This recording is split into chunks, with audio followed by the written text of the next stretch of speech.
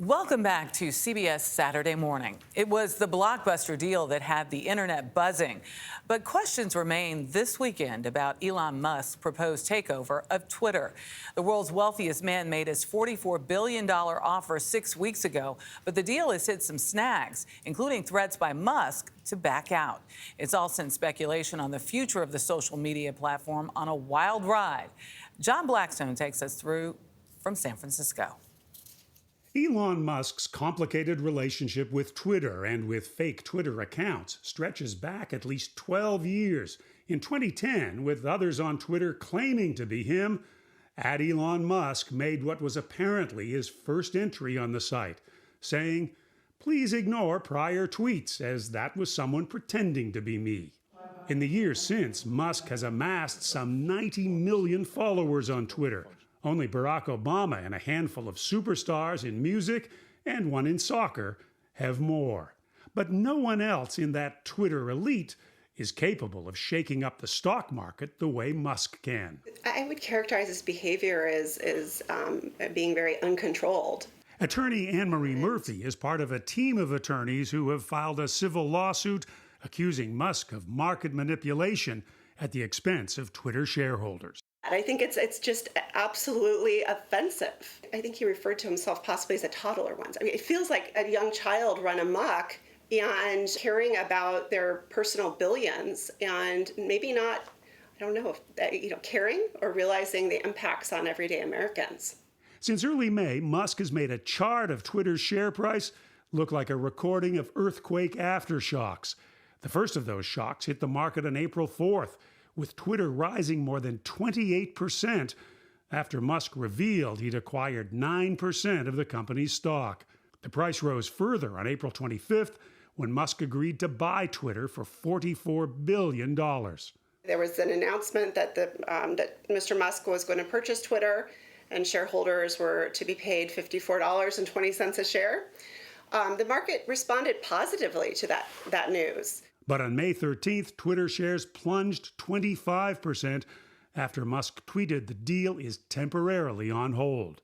The price dropped further on May 17th with another Musk tweet. The deal cannot move forward, he said, until the company proves only 5% of Twitter users are fake. His mood seems to change from day to day on Twitter.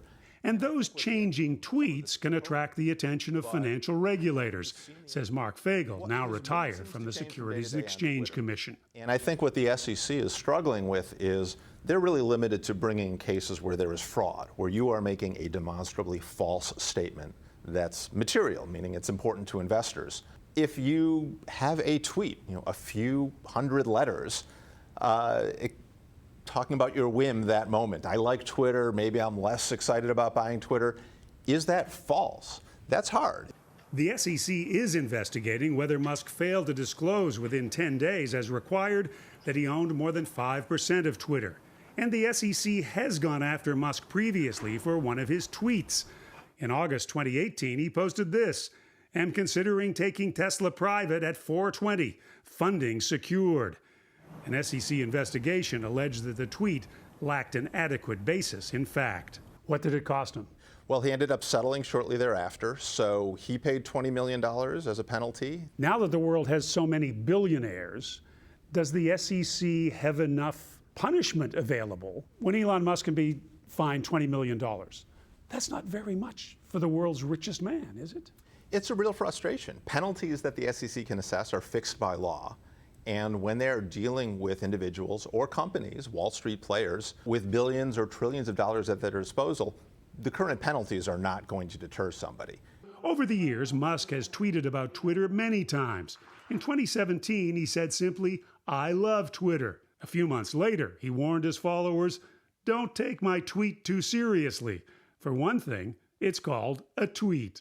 But those suing Musk are taking his tweets about Twitter very seriously. I think the hope would be that Mr. Musk completes the transaction on the terms that he agreed to.